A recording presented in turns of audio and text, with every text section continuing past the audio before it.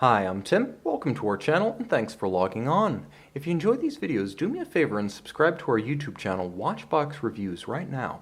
I'd really appreciate it, and then I'd be able to deliver my best to your inbox on a daily basis. If you like our watches, you can buy them on thewatchbox.com. Buy, trade, and sell luxury watches on thewatchbox.com.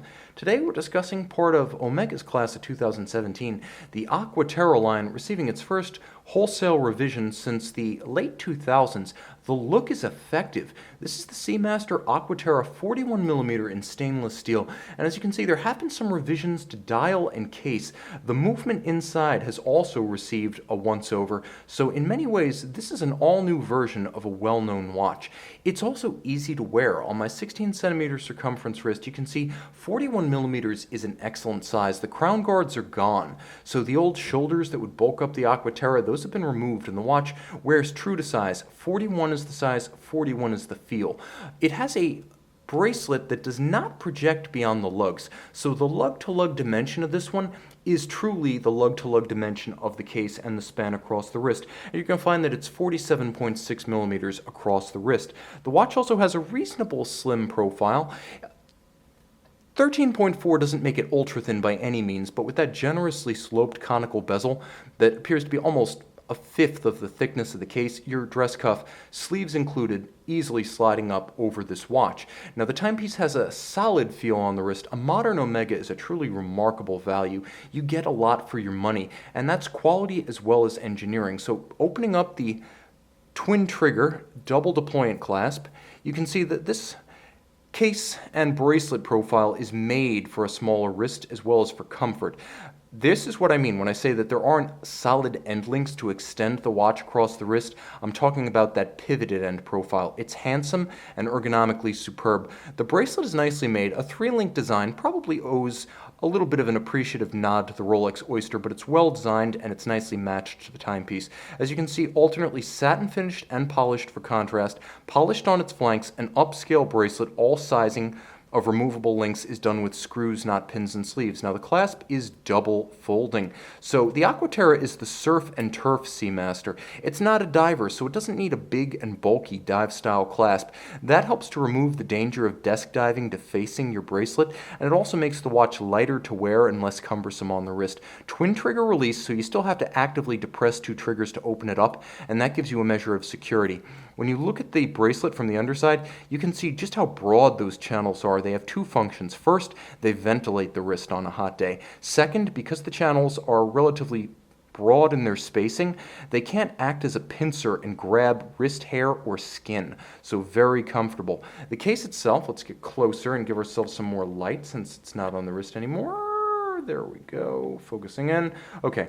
The case itself maintains some familiar profiling, as the satin-finished sheer flanks and the polished bevels have been part of the Seamaster as well as the Speedmaster families forever. What changes on the crown side is the loss of the shoulders. They were never precisely crown guards, but they looked and acted the part. Now this is a symmetrical case side to side, so it doesn't have those exaggerated shoulders about the crown. The look is cleaner, perhaps better suited to the turf rather than the surf mission of the Seamaster, but then again, the Aqua Terra really is the closest living link to the original 1948 Omega Seamaster, as that was more of a water-resistant dress watch than the dive watch that the Seamaster family later became in the late 50s with the Seamaster 300.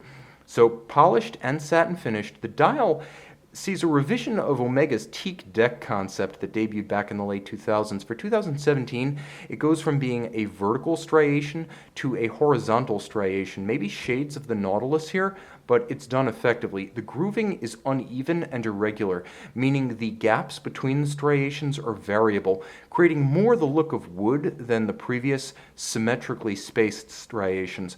It also creates an interesting texture, and it breaks up the mass of the dial in between the indices. There is a very subtle and dropped seconds and minutes track outboard, and then you can see all applied blued indices, fully luminescent. This watch will get a lume shot at the end, so stay tuned for that. The timepiece features a nicely anchored date window at 6 o'clock, so it doesn't break up the symmetry of the dial. If I had to describe the tone of the dial, I would say it's almost like ruthenium. It's a dark gray matte metallic and contrasts beautifully but in rather subtle fashion with the dark cobalt blue of the Omega crest, the indices, and the hands. This is not sickly electric blue. This is a darker, more mature, more grown-up blue. And I love it. The timepiece features the latest iteration of the 8500, now doing business as caliber 8900. What are you getting? Well, you're getting twin mainspring barrels in series for a 60-hour power reserve. You're getting a coaxial METAS certified chronometer, so you get the George Daniels multi-axial escapement system that operates with tangential friction, thus reducing maintenance needs and improving accuracy. And if you're interested in George Daniels, open up a different tab. Click George Daniels into the Google box and you're off on your way. Keep watching here, however, as the watch also features hacking or stop seconds, and when you withdraw the crown, you engage in the intermediate position, the time zone feature. So you have the ability to keep the watch ticking. You don't lose any time, and you can jump forward or backwards across the international date line. Drive the date in either direction as you travel, change your time zone, and if you want to set the watch precisely, you pull it out all the way, stop the seconds hand, and now you can set the watch. Everything moves in sync against a reference time. This is an excellent feature if you are a stickler for precision, and with a METAS certified chronometer, why not?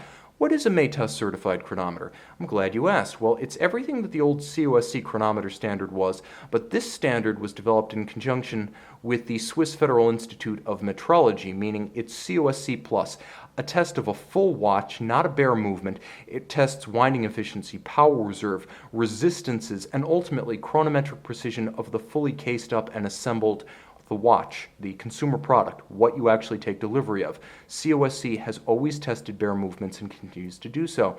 Full balance bridge and free sprung for shock resistance.